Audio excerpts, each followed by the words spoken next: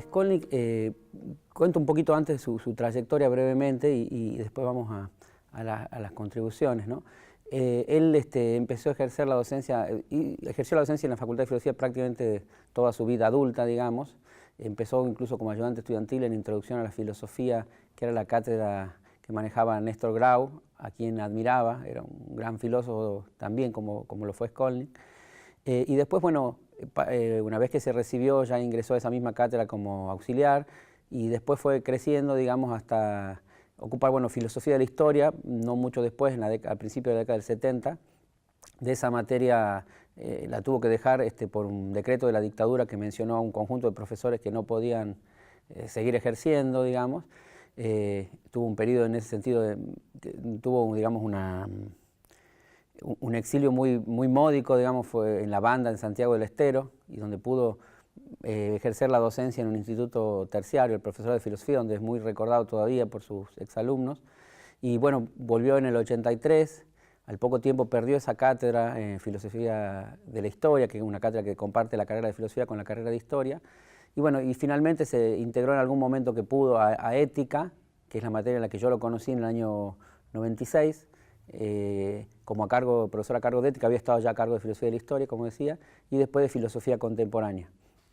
En el medio también dictó, especialmente en el periodo en que no tenía a cargo propiamente, varias optativas que han sido muy recordadas, como filosofía política. Él ha formado, diría yo, por lo menos, bueno, diría para no, varias generaciones de filósofos, ¿no? E incluso a través de algunas materias de gente que excede, bueno, gente de otras carreras, como la de historia o introducción a la filosofía, que es una materia común a muchas carreras, ¿no? Y en todo lado donde estuvo, en la Facultad de Filosofía y Letras y en Santiago del Estero, etcétera, dejó muchas huellas, muchas enseñanzas, por eso es muy recordado. Yo, por ejemplo, armé junto con uno que era en su momento alumno de él una página web, digamos, de Facebook de homenaje y de más que nada de difusión de las ideas de Skolnik, que la armamos en el último año de Skolnik, él la llegó a ver, digamos, y sorprendentemente siguen entrando todavía gente que fue alumna suya hace 40 años y que tiene recuerdos muy vívidos de sus clases. Y es un poco porque sus clases realmente era un momento muy especial, sus clases, no eran clases normales, digamos. Él, por un lado, aparte de ser profesor, y bueno, y doctor en filosofía, pero la condición de profesor era un filósofo.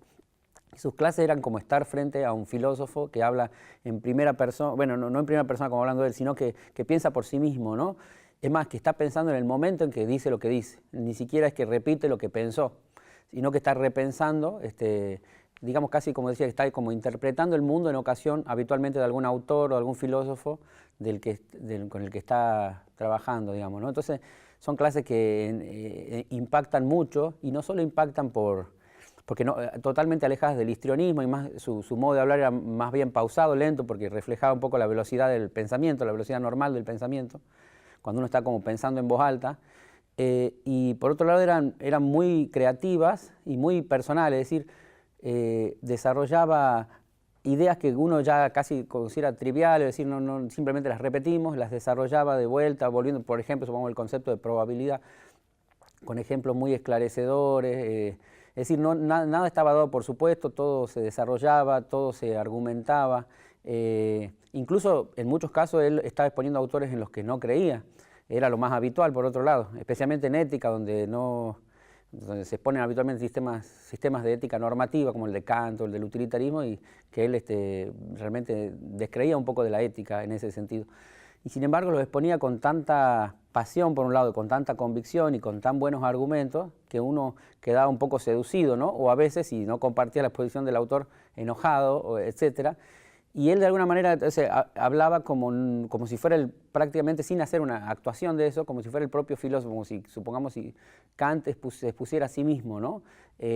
Incluso diría yo hasta en versiones mejoradas, ¿no? Y en ese sentido, cuando uno le hacía una pregunta, una objeción, en mi caso me acuerdo que ahora me toca dar lo mismo, ¿no? Yo estoy a cargo de ética. Me enojaba la posición de ética de Kant, del imperativo categórico, que uno se lo da a sí mismo y todas esas cosas, le trasladaba un poco mi enojo al pobre Skolnik. Él pacientemente esbozaba, que no creía tampoco en eso, esbozaba un argumento compatible con Kant, sin que haya estado en Kant, para mostrar la verosimilitud, digamos, al menos de la posición de Kant, por ejemplo, ¿no? Y lo mismo vale decir, por supuesto, de cualquier otro autor.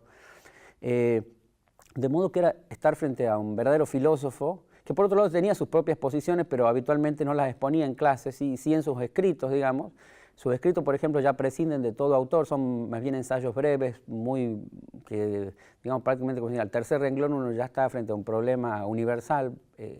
Son ensayos por ahí de 2, 3 páginas, 4, y donde ahí sí no menciona autores y habla por sí mismo bueno, y toca, digamos,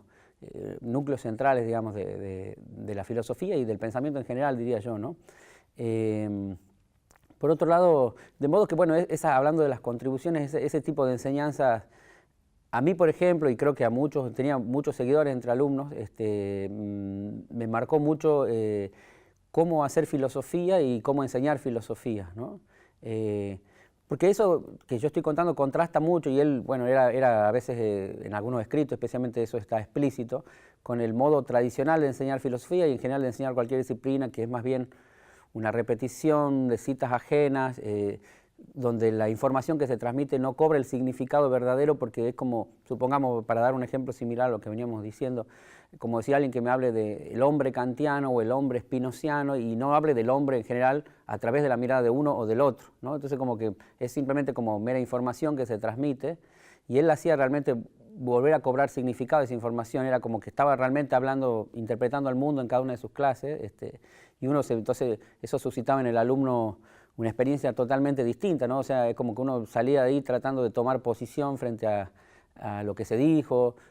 o a veces seducido realmente. A mí me pasa, yo en muchas cosas tenía posiciones muy diferentes a las de Scholling, pero me resultaban muy seductoras tal como Scholling las exponía, ¿no? Ahí, por ahí en su lenguaje, eso, claro, no lo dije,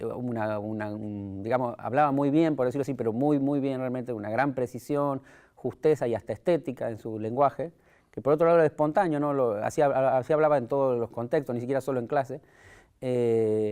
que resultaba particularmente seductor, ¿no? Es decir, que hay muy pocas personas ya que hablan así, realmente contadas con los dedos de la mano en Argentina, que lo que sea que digan genera toda esa sensación de estar frente a alguien que uno quiere escuchar, digamos, ¿no?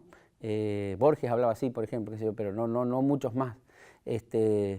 Y lo hacía por eso con toda espontaneidad, es más, le resultaba un poco incómodo en contextos que no eran nada académicos, hablar así, por ejemplo, no sé, en el marco de un bar o qué sé yo, porque ya tenía así el lenguaje, una gran precisión incorporada a su lenguaje que le costaba decir cosas sencillas sin intelectualizarlas un poco, digámosle así.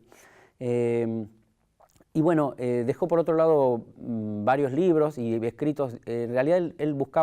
trataba de no publicar en revistas académicas, por eso estaba un poco a contramano de lo que incluso cada vez de forma más creciente se pide desde ámbitos académicos, y no me refiero solo a la Facultad de Filosofía, sino a cualquier facultad en general o a organismos de investigación, etcétera, que es tratar temas actuales, con bibliografía muy actualizada, con citas muy precisas, citas en idioma original, bueno, todas esas cosas que al final en muchos casos hacen que el pensamiento propiamente no aparezca, sino que uno se escude en todo eso, o más que escudarse a veces, digamos, le dedica más tiempo a buscar esas cosas, las citas, por ejemplo, que a decir algo medianamente original o medianamente que uno ha pensado, ¿no? Entonces él se sentía, pese a que era realmente un modelo de enseñanza para muchos y tenía muchos seguidores, yo particularmente lo he seguido, una vez que lo tuve, volví a sus clases, una vez aprobada la materia, incluso volví a escucharlo, a sus clases, tenía digresiones muy buenas, entonces nunca era lo mismo, digresiones, digamos, intelectuales, ¿no? Lo mismo con su curso de posgrado, de lo que sea que dictaba yo iba, y lo que sea que escribía leía. Era un filósofo a las 24 horas del día y aporte sabía transmitirlo, tanto el contenido como la actitud, el entusiasmo, la importancia de los temas que por ahí en filosofía a veces están alejados de la realidad. Pero me acuerdo, ahora sí que lo que quería decir es justamente eso. Por otro lado, él no solo filosofaba, digamos, a partir de lo que otros autores dijeron, sino que cualquier objeto le suscitaba alguna reflexión siempre interesante, los afiches que había colgado en la facultad. Bueno, tiene, por ejemplo, un artículo que se llama Virtudes de la bicicleta, que es buenísimo, por otro lado, y que él venía, por otro lado era raro en eso, ¿no? Él venía en bicicleta a la facultad, hasta que mientras pudo hacerlo, digamos. Uno sobre la máquina de escribir, tiene un libro que se llama Parker 51 por su cercanía con la lapicera, porque todavía seguía escribiendo en la mano sus ensayos, con esa lapicera. Es decir, que cualquier cosa le podía suscitar reflexiones muy profundas, ¿no? Y entonces, por eso era como un pensador particularmente interesante, ¿no? Y por otro lado, quería también agregar una cosita, que sus clases eran tan, si bien eran espontáneas, además no preparadas del todo, sino que él iba, como decía, pensando en voz alta, estaba uno, y como era lento, uno podía tomar apuntes casi de la totalidad de lo que decía. Y realmente eran tan buenos los apuntes, digamos, que era tan buena la clase, que admitían su publicación ni bien terminaba la clase, ¿no? Y en ese sentido yo lo quería comparar un poco con lo que aquí fue García Morente, el filósofo español que estuvo en Tucumán en el 37-38 y que dictó, impartió clase de introducción a la filosofía, a la que iba gente ajena a las facultades, ajena al ámbito universitario, incluso ministros, por ejemplo, de gobierno, y que después se publicaron, que tenían versión taquigráfica hecha por estudiantes, digamos, por estudiantes de ingeniería, y se publicaron como las famosas lecciones preliminares de García Morente, que todavía se reeditan, es más, que en toda Hispanoamérica se las sigue leyendo, ¿no? Bueno, Skolnick tenía un poco eso, si bien mucho menos popularidad, digamos, era tan bueno como él decía las cosas, que realmente eran versiones superiores a las de los autores que después uno iba a leer en el texto. Eran más convincente, digamos, la versión, supongamos, de Skolnick de Kant que de Kant mismo, ¿no? Bueno, entonces, la verdad que, para ir cerrando, realmente me parece un profesor, me alegro que se lo rescato, me parece un profesor que vale la pena hacerlo, y al haber estado en una carrera bastante pequeña como es filosofía, mucha gente por ahí tiene noticias muy pequeñas o muy sucintas noticias de su existencia y de sus escritos. Sí, yo la verdad recomiendo la lectura de sus libros y creo que vale la pena y va a seguir valiendo mucho tiempo más leerlos.